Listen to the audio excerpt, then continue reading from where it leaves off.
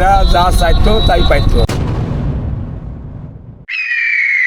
ফাংশনে আপনার ওই থালা বাসন দিত।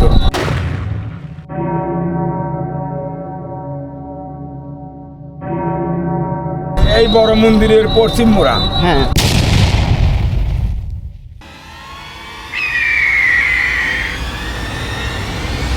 আমরাও শুনে আসছি যে ওই নৌকা থালা বাসন দিতে। আসসালামু আলাইকুম বন্ধুরা, কেমন আছেন আপনারা সবাই? বিটিস্কোপের চোখ কিন্তু আজকে অপেক্ষা করছে সিরাজগঞ্জ দেখানোর জন্য।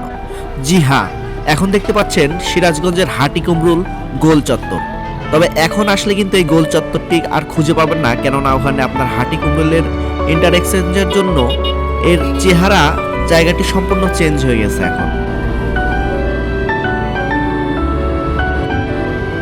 তো বন্ধুরা, আমি হাটিকুমরুল গোল চত্বর থেকে কিন্তু 40 টাকা ভাড়া দিয়ে একটি মোটরসাইকেল হায়ার করেছি, যেটা আমাকে আমার গন্তব্যে নিয়ে যাচ্ছে।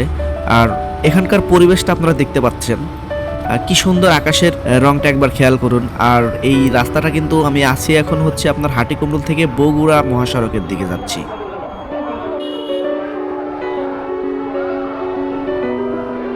ভাইরে ভাই, যারা হাটিকুমরুলে এখনো আসেন নাই, মানে দেখেন নাই এই চেঞ্জের পরে, তাদের এটা যে বাংলাদেশের রাস্তা আর বাংলাদেশের পরিবেশ এরকম হয়েছে, এটা তাদের আসলে বোঝানো যাবে না। তাদের যদি বলা যায় যে আমি এখন বিদেশ আছি, আমার মনে হয় যারা দেখে নাই তারা বিশ্বাস করতে বাধ্য। তো চলুন সময় নষ্ট না করে একটু দ্রুত আমাদের গন্তব্যে চলে যাই।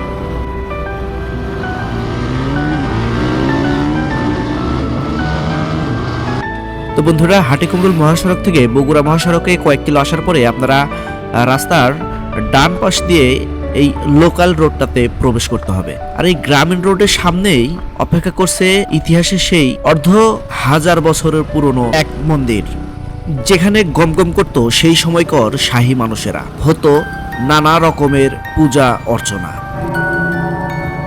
এখন নেই সেই সময়কার শাহী বংশের কোনো বংশধর, নেই সেই জৌলুস, নেই মানুষের সমাগম। ঠাই দাঁড়িয়ে আছে তখনকার সেই মন্দিরটি, আর মন্দিরের চারিপাশ দিয়ে ছিটানো রয়েছে কিছু পুকুর।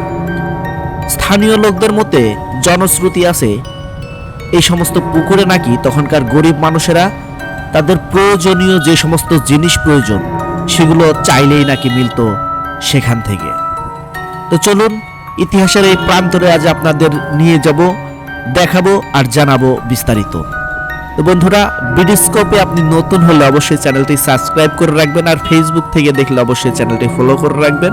বাকি কথা ভিডিওতে হবে।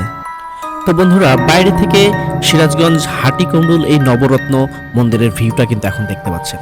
আর আপনারা কিন্তু অনেক সকালে আসলে এটা বন্ধ পাবেন। সকাল ঠিক 10টার সময় এই মন্দিরের গেটটি খুলে দেওয়া হয়। তো মন্দিরের গেটটি খোলার আগে চলুন এর বাইরে কিছু অংশ রয়েছে আমরা সেগুলো দেখে নিই। এটা মূলত মূল মন্দিরের সাথে স্থানীয়রা পরবর্তীতে তৈরি করেছেন এই মন্দিরটি। আর এই মন্দিরের সামনে দিয়ে দুই একটি পুকুর পার হয়ে যেতে হবে আরেকটি মঠে। মূল ভবনের সামনে থেকে বের হয়ে এসে মূলত এই রাস্তাটি দিয়েই যেতে হবে অপর একটি মঠে।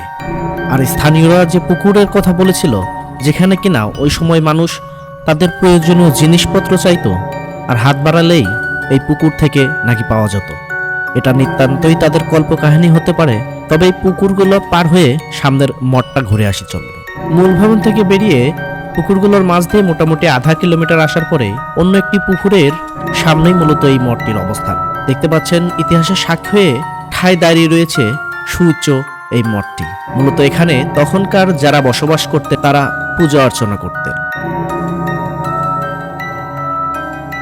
পৃথিবীতে কোনো প্রাণী যেন চিরস্থায়ী নয়। যারা বানিয়েছিল এই মঠ, যারা ভোগ করেছিল, যারা এখানে পুজো অর্চনা করেছিল, তারা হয়তো বেঁচে ছিল 100 বছর। আর এই জড় বস্তু বা এই জড় সৃষ্টিগুলো রয়েছে কয়েক শত বছর, আর টিকবে বা কতদিন? ইট বালি সিমেন্ট দিয়ে নির্মিত সুন্দর এই সৃষ্টি, আর ইটের গায়ে শিল্পীর হাতের ছোঁয়ায় ফুটিয়ে তোলা হয়েছিল বিভিন্ন মানুষের প্রতিকৃতি।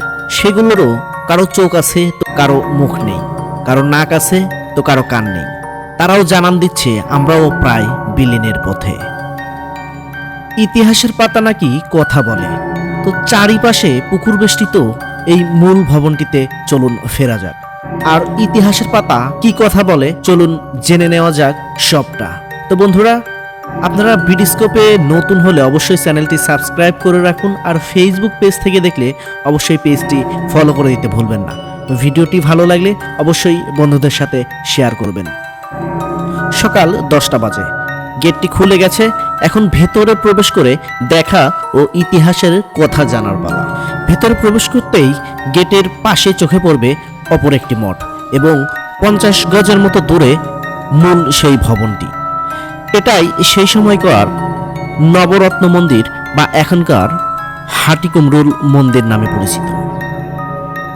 সিরাজগঞ্জের হাটিকুমরুলে অবস্থিত নবরত্ন মন্দির বাংলাদেশের একটি প্রাচীন ও গুরুত্বপূর্ণ স্থাপত্য, যা মূলত 9টি চূড়া বা 9টি রত্ন ধারণ করার জন্য বিখ্যাত, যদিও এর বেশিরভাগ চূড়া বর্তমানে নষ্ট হয়ে গেছে।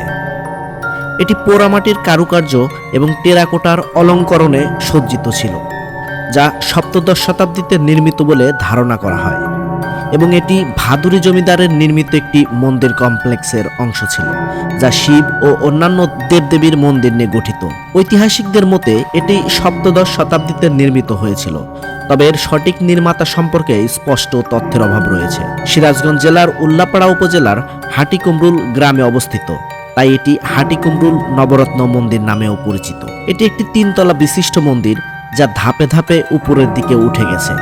এর মূল আকর্ষণ ছিল 9টি চূড়া, যা ধ্বংসপ্রাপ্ত হয়েছে, এবং এটি টেরাকোটা শিল্পের এক চমৎকার নিদর্শন। স্থানীয়ভাবে এটি ভাদুরী জমিদার বাড়ি বা জমিদারির অংশ হিসাবে পরিচিত। মন্দিরের মূল বৈশিষ্ট্য ছিল এর 9টি চূড়া, যা বিভিন্ন রত্ন বা গম্বুজ দিয়ে সজ্জিত ছিল। মন্দিরের গায়ে প্রচুর টেরাকোটা বা পোড়ামাটির ফলক ছিল, যেখানে দেবদেবীর মূর্তি ও অন্যান্য নকশা খোদাই করা ছিল, যা সময়ের সাথে সাথে খসে পড়েছে। নবরত্ন মন্দিরের আশেপাশে আরও কয়েকটি মন্দির রয়েছে, যেমন শিব পার্বতী মন্দির, শিব মন্দির এবং জোর বাংলা মন্দির, যা একই ধরনের পোড়ামাটির কারুকার্যে সজ্জিত ছিল। বর্তমানে মন্দিরটি তার প্রাচীন মহিমা হারিয়ে ফেলেছে। অনেক চূড়া ধ্বংসপ্রাপ্ত, কিন্তু এর ভগ্নস্তূপ এখনও এর ঐতিহাসিক গুরুত্ব বহন করে এবং এটি একটি গুরুত্বপূর্ণ প্রত্নতাত্ত্বিক স্থান হিসেবে বিবেচিত হয়। হাটিকুমরুল নবরত্ন মন্দির নামে ডাকলেও স্থানীয়রা এটিকে দোলমঞ্চ নামেও ডেকে থাকেন। বাংলাদেশে আবিষ্কৃত নবরত্ন মন্দির সমূহের মধ্যে এটি সবচেয়ে বড় মন্দির। নবরত্ন মন্দিরটি আবিষ্কারের সময় এখানে কোনো শিলালিপির অস্তিত্ব ছিল না বলে এর নির্মাণকাল সম্পর্কে সঠিক তথ্য পাওয়া যায় না। তবে জনশ্রুতি অনুসারে মন্দিরটি 1664 সালের দিকে রামনাথ ভাদুরী নামে স্থানীয় এক জমিদার নির্মাণ করেছিলেন। তবে কেউ কেউ মনে করেন আরও পরে মন্দিরটি বাংলার নবাব মুর্শিদ কুলি খানের সময়কাল 1704 থেকে 1728 সালের মধ্যে কোনো এক সময় নির্মাণ করা হয়েছিল।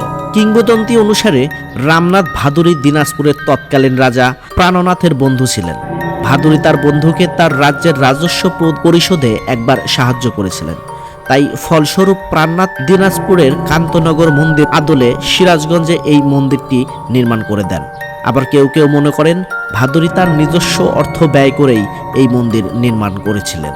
নবরত্ন মন্দিরটি 3 তলা বিশিষ্ট ও এর দেয়ালে প্রচুর পোড়ামাটির নকশা করা হয়েছে। শক্ত একটি মঞ্চের উপর স্থাপিত মন্দিরটির আয়তন 15 বর্গমিটার। যে স্তম্ভগুলোর মাধ্যমে মন্দিরটি দাঁড়িয়ে রয়েছে তার প্রতিটি স্তম্ভের দৈর্ঘ্য 15.4 মিটার ও প্রস্থ 13.25 মিটার। নবরত্ন নামটি এসেছে মন্দিরের উপরের বসানো 9টি চূড়া থেকে, যেগুলো বর্তমানে প্রায় ধ্বংস হয়ে গিয়েছে। নবরত্ন মন্দিরটি 7টি বারান্দা ও 5টি দরজার সমন্বয়ে গঠিত। নবরত্ন মন্দিরের পাশাপাশি আরও 3টি মন্দির রয়েছে।